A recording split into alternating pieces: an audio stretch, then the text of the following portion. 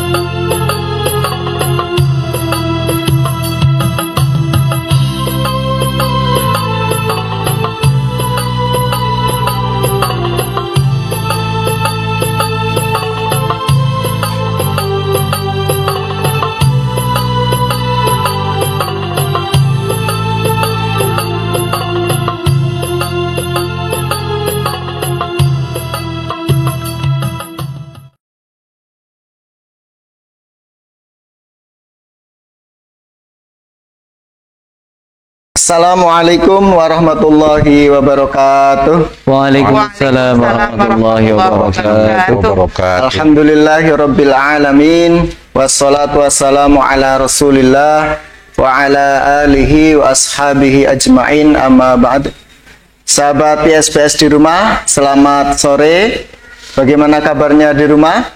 Alhamdulillah. Insyaallah kita semua dalam keadaan sehat ya, sehingga dapat melanjutkan ibadah puasa dengan lancar dan besok terhitung menjadi golongan orang-orang yang bertakwa. Allahumma Amin. Sahabat ISPS, seperti biasa setiap pukul 17 waktu Indonesia Barat dari hari Senin, Rabu dan Jumat kami akan menemani sore Anda sampai dengan menjelang waktu berbuka dalam program acara apa, Ustaz? PCR Podcast Spesial Ramadan. Nah, di studio sudah ada narasumber dan bintang tamu yang insya Allah nanti akan memberikan materi-materi kajian-kajian Keislaman yang bermanfaat untuk kita. Amin. Ada siapa, Ustaz?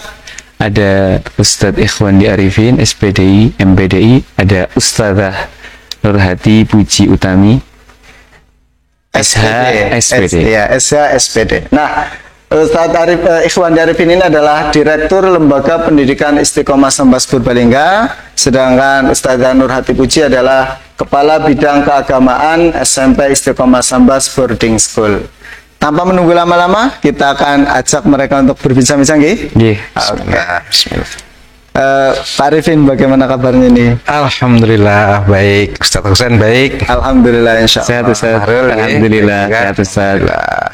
Nah, Ustaz, ini kita tema hari ini agak menarik, Ustaz. Temanya apa, Ustaz?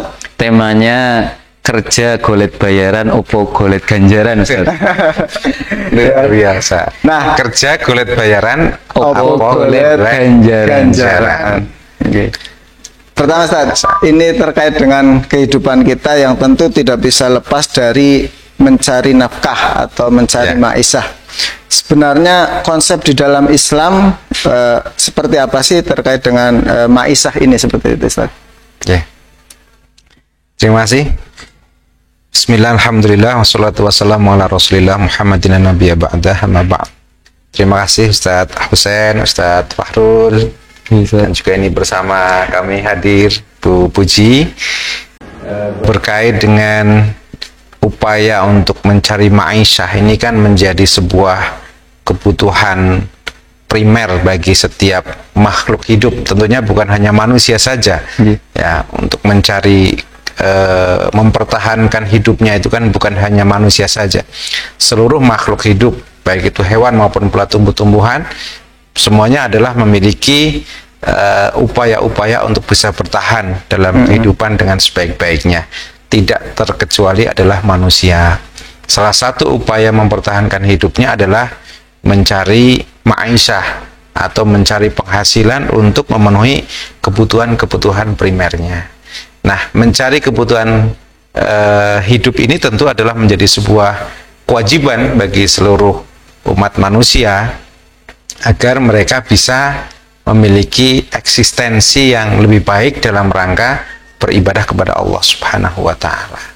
Jadi ini sebuah kewajiban. Kalau kita melihat sebuah karya yang disampaikan oleh Yusuf Qaradawi ya, dalam sebuah alih bahasa yang telah diterjemahkan dalam bahasa Indonesia tentang konsep Islam dalam mengentaskan kemiskinan.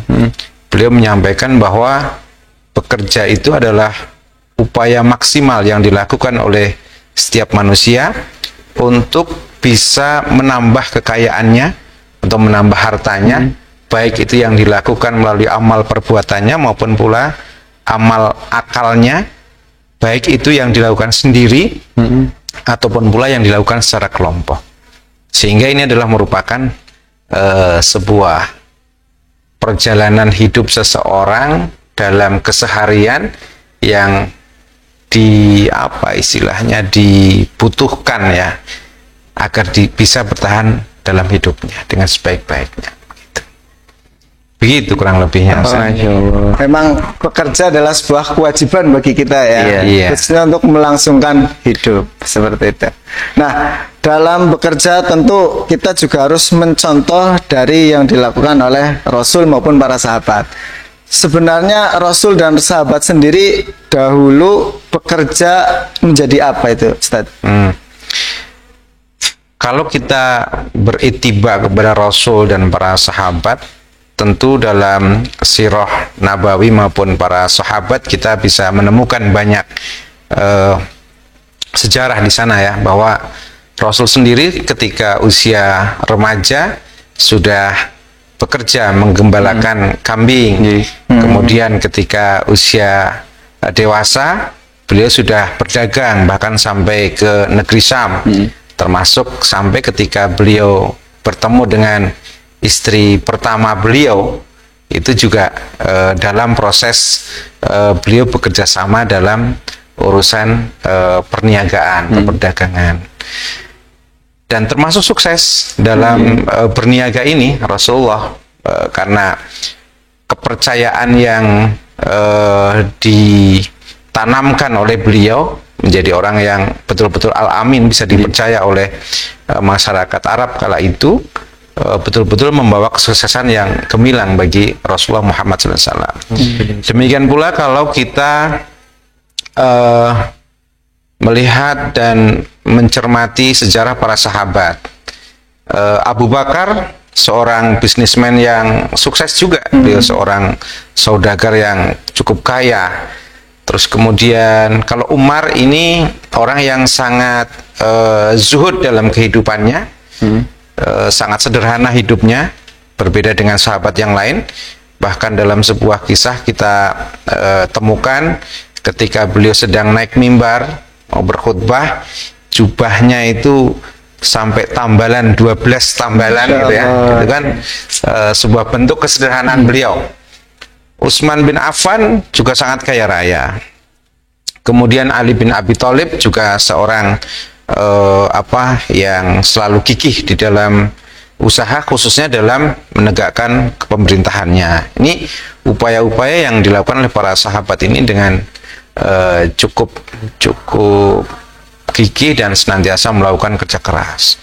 Bahkan ketika kita melihat saat terjadi peristiwa hijrah, kala itu ada Abdurrahman bin Auf, ya, sangat populer itu kisah itu, diperkenalkan oleh Rasulullah kepada sahabat Ansor yang bernama Amir bin Rabi.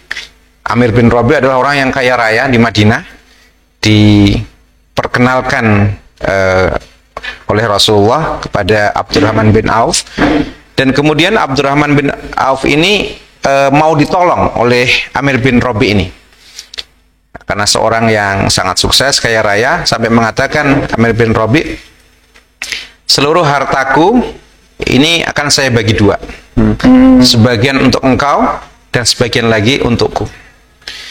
Bahkan istriku ada dua, silakan engkau pilih mana yang engkau suka, nanti saya ceraikan dan silakan engkau nikahi. Masya Allah. Sampai seperti itu. Kalau kira-kira kalau kita gimana? Berapa selesai? Apakah langsung yes gitu kan? Apakah langsung yes? Alhamdulillah kalau gitu, jazakumullah. Tapi ternyata Abdurrahman bin Auf ini orang yang sangat tahu diri, bahwa beliau tidak kemudian menerima begitu saja tawaran itu, tetapi kemudian beliau menyampaikan terima kasih dengan santunnya, dan kemudian beliau hanya menyampaikan, cukuplah engkau tunjukkan di mana pasar terdekat dari sini. Niscaya saya akan ke sana dan saya akan berniaga di sana. Sehingga tidak kemudian mengambil miliknya Amir bin Robi ini tadi, tetapi kemudian beliau berusaha berniaga dan pada akhirnya kembali menjadi orang yang sukses lagi. Inilah para sahabat yang perlu untuk kita teladani dalam mencari ma'isyah, penghidupan dalam kehidupan sehari-harinya. Begitu, Ustaz. Luar biasa ya, para Luar sahabat biasa. dulu Nabi itu orang-orang yang gigih dalam mencari Ma'isyah. ya, penghidupan ya. Patut untuk pemirsa kita semua contoh, jangan sampai kita menjadi orang yang berpangku tangan ya, Iya. hanya mengandalkan dari orang lain, tapi kita harus bekerja giat untuk mencari penghidupan. Karena mencari ma'isyah juga bagian dari ibadah, Ustaz. Gitu. Berikutnya, Ustaz, dalam berkeluarga tentu ada suami, ada istri seperti itu. Sebenarnya siapa yang punya tugas pokok mencari nafkah, Ustaz? Ya, Budi. Ya, kalau kita sebagai orang yang beriman, tatkala kita mengkaji surat An-Nisa ayat 34 ya, kalau tidak salah. Di sana disebutkan bahwa ar-rijalu qawwamuna 'alan nisa. Bahwa seorang laki-laki itu adalah pemimpin bagi seorang perempuan atau bagi wanitanya atau para istrinya. Imam Ibnu Katsir menjelaskan di sini bahwa pemimpin di sini tentu harus meliputi segala aspek, termasuk membimbingnya, termasuk pula dalam memberikan nafkahnya, memenuhi kebutuhan-kebutuhan pokoknya. Ini adalah tanggung jawab yang harus dilakukan oleh seorang laki-laki kepada istrinya. Di mana dalam ayat tersebut disampaikan pula bahwa laki-laki itu diberikan keutamaan-keutamaan dibandingkan dengan wanita. Keutamaan dari segi mungkin fisiknya, mungkin dari segi kreativitasnya, mungkin dari segi peluang-peluang untuk bisa melakukan pekerjaan yang lebih leluasa lagi dibandingkan dengan wanita. Maka seorang laki-laki memiliki kewajiban yang utama untuk memenuhi kebutuhan, seluruh kebutuhan keluarganya. Namun demikian, tentu dalam era modern ini tidak menutup kemungkinan seorang wanita pun ikut ambil peran di dalam memenuhi kebutuhan-kebutuhan tersebut. Tidak kemudian ditutup kemungkinan semua itu, tetapi perempuan pun punya peluang-peluang untuk mengambil peran, ya membantu hal-hal yang menjadi tanggung jawab dari para suaminya tersebut. Tetapi juga ada batas-batas yang tentu itu harus dijaga bersama. Gitu. Nah, ini kebetulan ada Ustazah Nurhati. Kita akan menanyakan sebagai seorang wanita, Ustazah, apa yang menjadi alasan atau motivasi untuk bekerja, Ustazah? Oh ya, baik. Bismillahirrahmanirrahim. Motivasi saya ya selaku wanita untuk bekerja adalah tentunya demi suksesnya keluarga. Ya. Membangun keluarga yang Ya, harmonis. betul. ini, Ustazah. Karena apa? Karena saya ingin keluarga saya, terutama anak-anak saya ini menjadi orang yang sukses, kemudian hidupnya mulia dunia dan akhirat. Amin. Dan yang kedua tentunya karena saya ingin mengabdikan ilmu yang saya miliki agar bermanfaat bagi orang lain. Masya Allah, Seperti Masya itu. Allah, Luar ya. biasa. Ini lanjut pertanyaannya, Ustazah.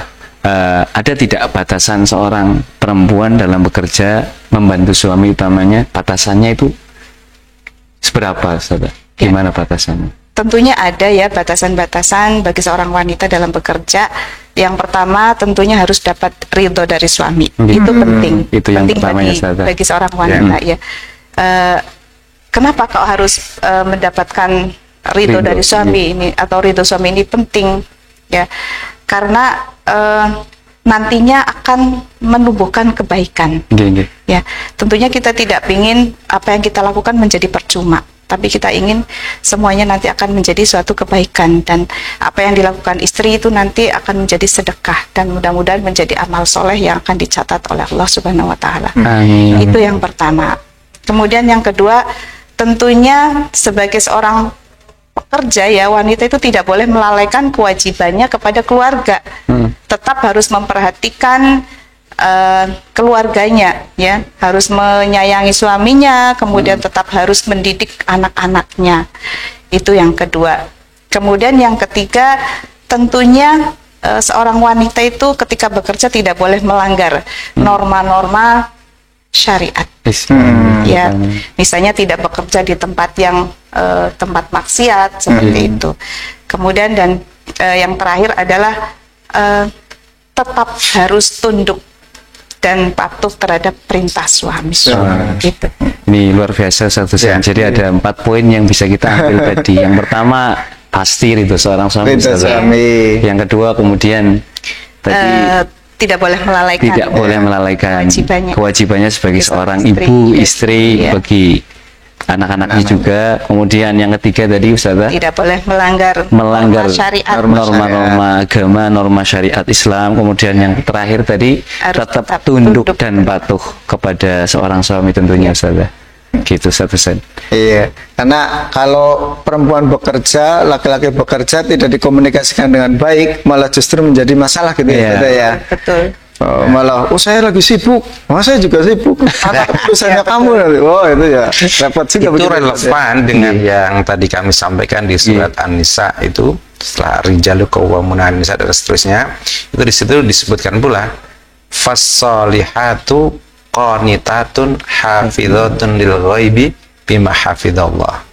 Wanita yang soleh itu adalah wanita yang taat pada suaminya. Dan juga hafizatun lil ghaibi bima hafizallah.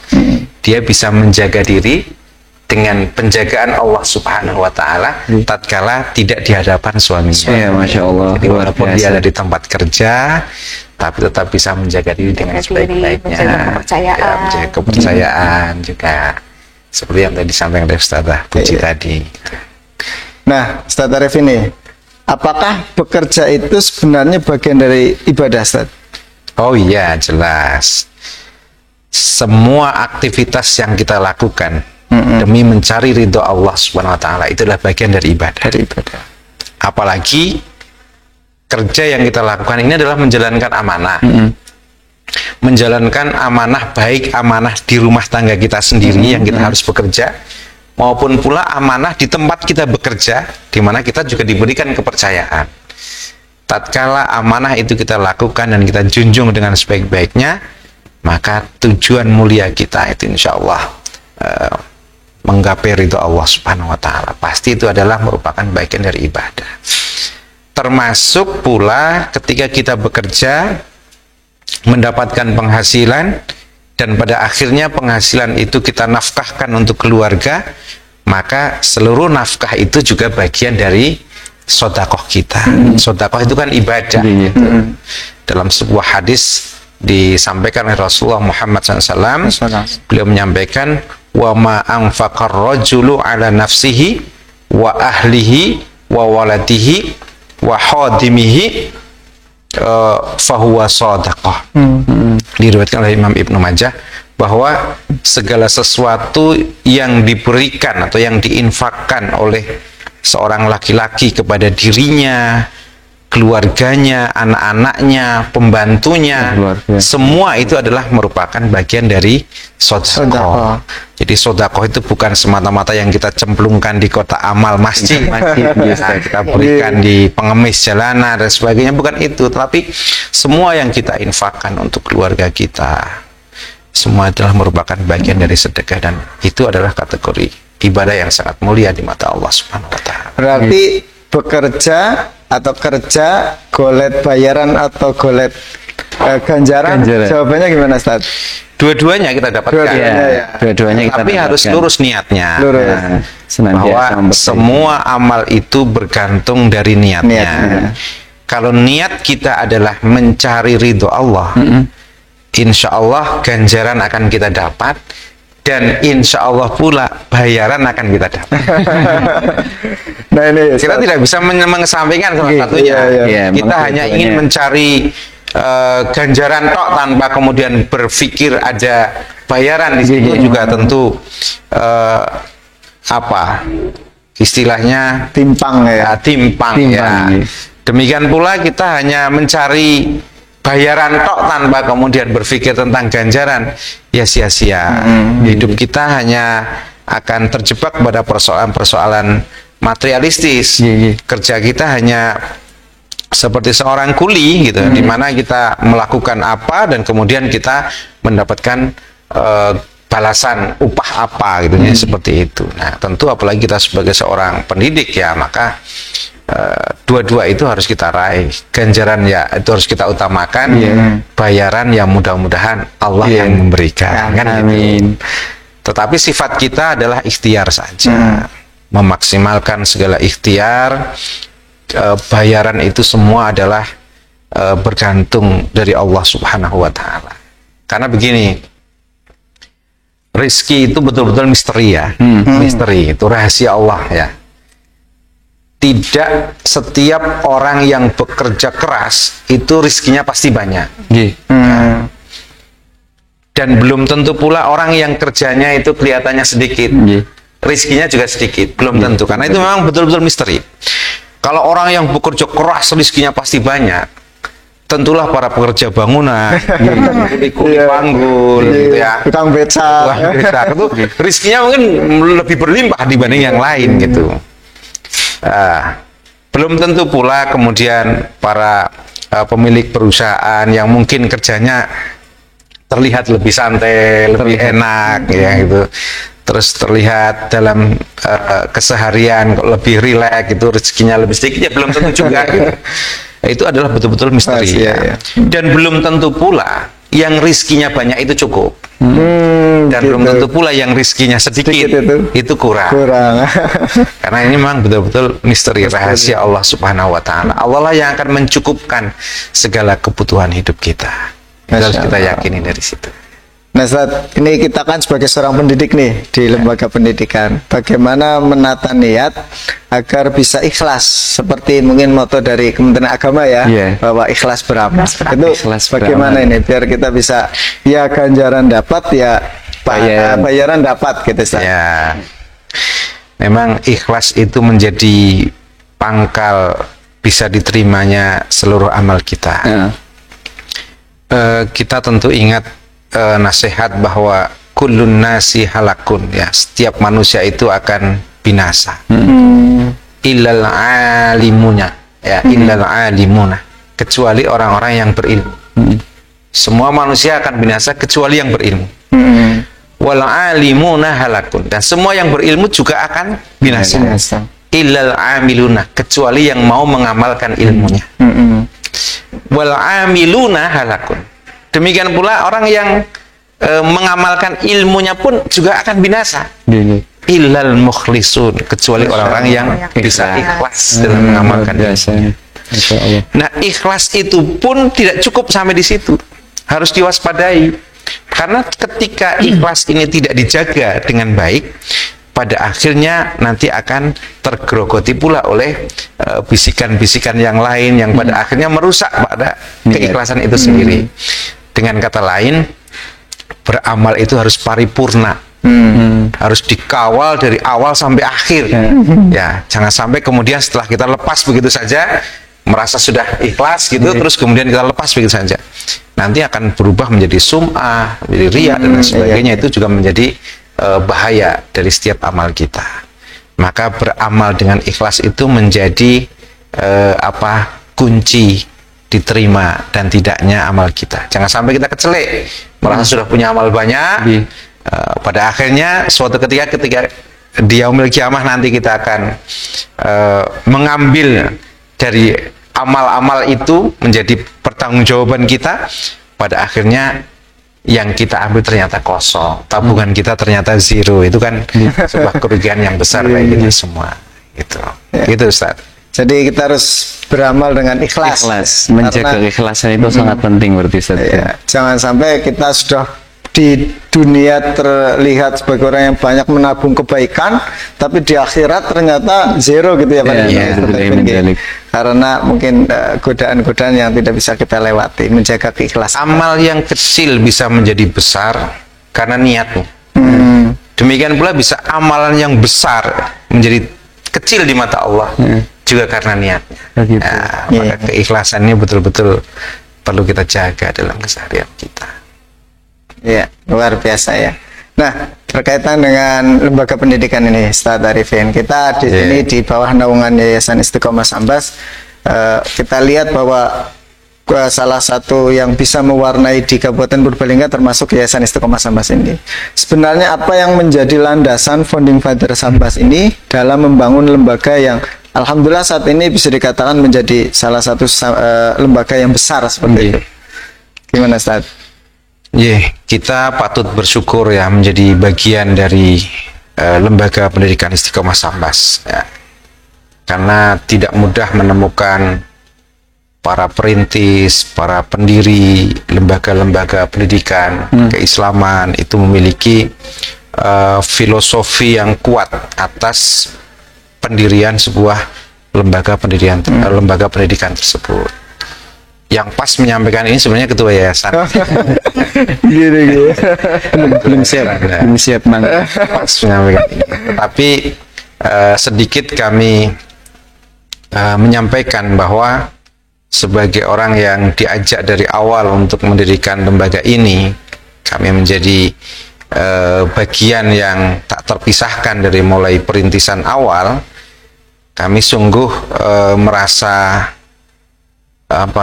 takjub luar biasa atas ghirah semangat dari pendiri Yayasan Istiqomah Sambas ini, termasuk Pak Haji Suhari Adi Mulyono sendiri, almarhum, yang kala itu kami bertemu di tahun 2000. Beliau betul-betul menyampaikan dengan penuh kesungguhannya, dengan penuh pengharapan yang tinggi. Beliau menyampaikan bukan untuk apa-apa kecuali untuk sanggup mati. Masya Allah. Itu kan landasan filosofi dalam itu dari pendirian lembaga ini. Bukan untuk apa-apa, bukan untuk bisnis beliau, bukan untuk mencari jejaring ekonomi beliau dan keluarganya, bukan. Tetapi betul-betul untuk sang mati. Ini kan landasan yang sangat kuat. Maka dari itu seluruh keluarganya, seluruh pegawainya, pada akhirnya kan ketika turun ke bawah dari filosofis yang ditanamkan dengan kuat itu, pada akhirnya mengejawantah dalam seluruh aktivitas yang dilakukan oleh Yayasan Istiqomah Sambas ini. Kita bersyukur sekali di situ. Nah, kalau beliau dalam meletakkan landasan filosofisnya ini tidak kuat, pasti Yayasan Istiqomah Sambasnya akan terombang-ambing, goyang sana goyang sini, itu kan godaan, badai dan sebagainya itu akan senantiasa menerpa. Tapi karena filosofisnya kuat, kembalikan kepada amanah beliau lagi, nggo sanggup mati, nggo sanggup mati, nggo sanggup mati. Sehingga Ibu Hajah Iftitah sebagai istri almarhum itu juga gigih sekali melanjutkan cita-cita perjuangan beliau. Pak Eling, kemudian adik-adik beliau, ya, seluruh keluarga itu juga sangat gigih bahwa merintis lembaga ini tiada lain adalah menyelaraskan dengan niat yang dibangun oleh almarhum Bapak Haji Suhari Adi Mulyono. Ini luar biasa. Dan kita patut bersyukur ada di dalam lembaga pendidikan Istiqomah Sambas ini yang merupakan bagian tak terpisahkan dari beliau. Tapi beliau juga selalu mengapresiasi tentunya dari yayasan bahwa apa yang sudah ditanamkan, apa yang sudah dibangun awal ini tentu nggak akan bisa berkembang manakala teman-teman dari pendidik dan tenaga kependidikan, para ustadz, para guru ini tidak memiliki komitmen yang tinggi dalam menjalankan amanah kesehariannya. Sehingga ya kita menjadi bagian yang tak terpisahkan dari tumbuh kembangnya, dinamikanya lembaga pendidikan di Istiqomah Sambas ini. Dan ini patut untuk kita jaga bersama. Bukan untuk hal-hal yang sifatnya sementara, tetapi ini adalah tujuan jangka panjang ya, di mana kita berjuang di dunia pendidikan, menyiapkan generasi-generasi masa depan terbaik ya, generasi-generasi yang solih ya. Jadi bukan semata-mata mencari ketenaran, bukan semata-mata mencari popularitas ya lembaga ini dibangun gitu, tapi betul-betul memang ingin mencari investasi untuk akhirat kelak ya. Kita doakan almarhum Bapak Haji Sohari, mudah-mudahan beliau yang merintis ini mendapatkan kelapangan di alam kuburnya, mendapat rahmat dari Allah, ampunan dari Allah, dan saat ini mudah-mudahan roh beliau selalu menyaksikan tumbuh kembangnya lembaga ini dengan penuh kegembiraan dan kebahagiaan di alam sana. Termasuk putri beliau Bu Hajah Puji Utami kan juga salah satu putri beliau yang sudah dipanggil oleh Allah SWT. Mudah-mudahan mendapatkan rahmat. Amin, amin, amin. Gitu Ustaz. Masya Allah, ya. Masya Allah, luar Kita biasa. patut bersyukur berada di Lembaga Pendidikan Istiqomah Sambas yang visi misinya atau juga landasannya adalah mencari bekal mati ya, kita cari sangu mati gitu ya, bekerja untuk mencari bekal. Ya, kewajiban kita menyelaraskan sekarang, memantaskan diri, memantaskan gitu diri, kan, gitu. sesuai dengan Kita sekarang tujuan harus tadi. memantaskan diri. Kita ini sudah selaras belum sih, sudah pantas belum sih seperti apa yang dicita-citakan oleh beliau. Barangkali masih tengok kanan, tengok kiri, masih berpikir ini dan itu. Nah, kita berpikirlah dalam diri kita, sudah pantas belum sih, sudah selaras belum sih apa yang saat ini kita lakukan sebagaimana yang dicita-citakan oleh almarhum. Bicara tentang pengabdian Ustadz, ini kebetulan ada Ustadzah Nur Hati, beliau kan sudah lama ini, kira-kira kita mau tanya, sudah berapa lama Ustadz antum bekerja di Lembaga Pendidikan Istiqomah Sambas Purbalingga Ustadz? Alhamdulillah cukup lama. Berapa tahun Ustazah? 2006 ya Pak Kevin. Iya. Dari 2006. tahun 2006 sampai saat ini berarti kurang lebihnya 16 tahun. Masya Allah, Masya Allah. tidak dilakukan lagi loyalitas. Insya Allah. Kalau kita Biasa. baru ya. Kita baru termasuknya. Iya, Mudah-mudahan kita bisa meniru jejak beliau Iya, ya, amin. dalam mengabdikan diri, terutama dalam bidang pendidikan, ya, Ustazah, karena itu perniagaan yang tidak akan pernah merugi, Ustazah, insya Allah. Kemudian hal berkesan ini, mungkin bisa menceritakan hal berkesan apa yang Ustazah alami selama bekerja di Lembaga Pendidikan Istiqomah Sambas Purbalingga, Ustazah. Ya. Kesan yang saya rasakan ya selama bekerja sebagai pendidik di Lembaga Pendidikan Istiqomah Sambas ini adalah bahwa saya itu di sini merasa selalu dibimbing. Masya Allah. Selalu dibimbing, selalu diarahkan, selalu diayomi seperti itu. Kemudian apa yang saya dapatkan itu sebetulnya di sini lebih banyak Iya, Masya Allah. daripada apa yang saya berikan. Begitu ya. Masya Allah, ini Iya, filosofinya iya. beda Dad, dengan kita anak muda ya Dad. Iya, beda-beda. Masya Allah. Jadi seperti itu. Nah, ini perlu kita tiru, Ustazah. Iya. Ustaz Hussein juga ini termasuknya kita semuanya yang masih muda-muda, mudah-mudahan bisa meniru jejak Ustazah Nur Hati, bahwa apa yang diberikan Lembaga Pendidikan Istiqomah Sambas itu jauh lebih besar, banyak, jauh lebih lebih banyak, banyak. lebih besar daripada apa yang sudah kita Kita- berikan. Itu karena kerendahan hati beliau. Jadi juga yang diterima besar juga kan. Kerendahan hati beliau luar biasa. Masya Allah. Terakhir ini Ustaz Arifin, kita ini khususnya yang muda-muda kadang-kadang kan kembang kepis dalam bekerja.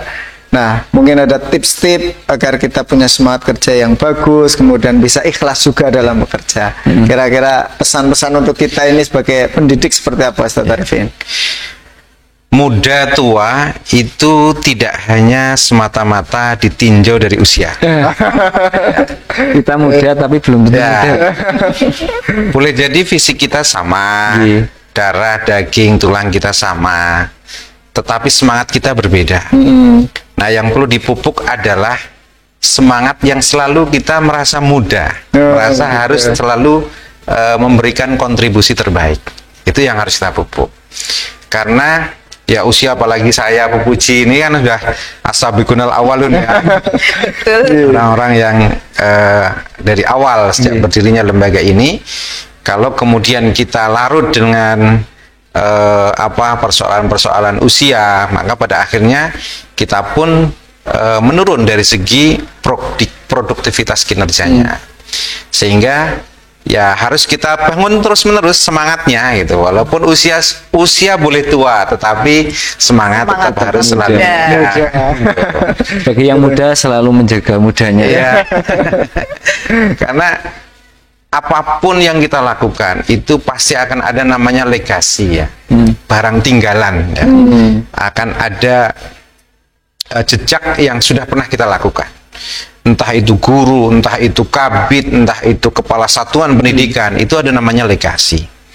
Misalnya Ustadz Hussein saat ini menjadi kabid boarding, dalam kurun waktu tertentu setelah nanti selesai dari masa jabatan kabid boarding, itu akan ada legasi.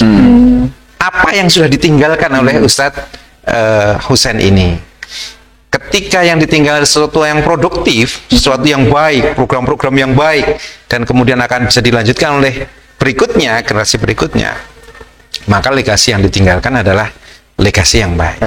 Tapi ketika yang ditinggalkan itu adalah sesuatu yang tidak produktif, pada akhirnya mengarah kepada sesuatu yang justru merugikan dalam konteks perkembangan sebuah lembaga, maka itu menjadi legasi yang negatif begitu.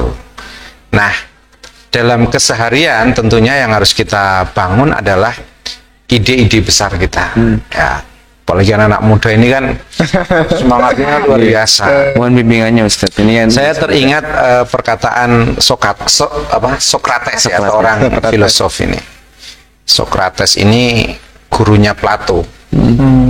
Plato ini gurunya Aristoteles. Berarti mbah gurunya Aristoteles kan. Seorang filosof yang sangat tua itu. Beliau mengatakan bahwa the strong mind discuss ideas ya. Orang yang kuat itu senantiasa mendiskusikan ide. Ya, the strong mind discuss ideas. Orang yang hebat adalah orang yang selalu membicarakan gagasan, ide. Pengen apa, pengen ini, pengen itu, pengen mengembangkan apa, santrinya biar bagaimana. Itu ide-ide yang terus selalu berkembang. Itu orang yang kuat. Dan kalau jenengan mengikuti Pak Hari, mengikuti Bu Haja Iftitah, mengikuti Pak Eling, putra-putri beliau, ketika berdiskusi tentang ini, wah ini strong mind betul itu. Masya Allah. Pengen begini, begitu, memberikan layanan terbaik ya, demi umat, demi masyarakat, demi santri, demi peserta didik, itu terus berkembang terus. Itu ada di lembaga kita. Ya.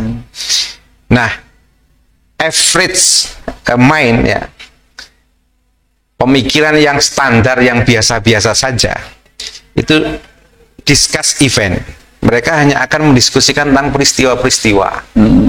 Jadi kalau orang itu tatarannya biasa-biasa saja, yang akan dia diskusikan adalah dulu pernah apa, pernah melakukan apa, pernah begini, pernah begitu, dan sebagainya. Hanya mengulas pengalaman-pengalaman sejarah, perjalanan-perjalanan dan sebagainya gitu.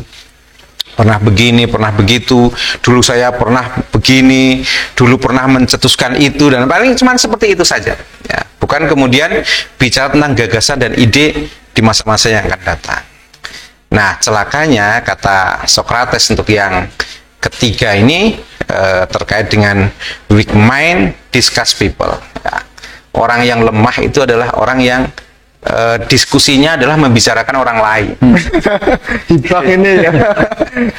Jadi bukan membicarakan ide, bukan membicarakan peristiwa, bukan membicarakan tentang keberhasilan-keberhasilan, tetapi yang dibicarakan adalah orang lain. Ya, guru membicarakan kabid, kabid membicarakan kepala sekolahnya, kepala sekolah membicarakan manajernya, membicarakan direkturnya, yayasannya dan sebagainya. Itu pada akhirnya itu menjadi pemikiran-pemikiran yang lemah. Gitu. Tapi kalau kita ingin kuat, ya, kita ingin tumbuh dengan baik bersama-sama, menjaga lembaga ini dengan sebaik-baiknya, maka ide dan gagasan itulah yang harus selalu kita curahkan, kita diskusikan bersama, kita carikan titik temunya agar betul-betul bisa memberikan kontribusi terbaik bagi lembaga ini. Jadi yang muda tetap semangat. Semangat Iya, Ustaz. iya. Tetap semangat. Jangan kalah sama yang sudah tua. Masih muda Ustaz ya. Semangatnya selalu muda.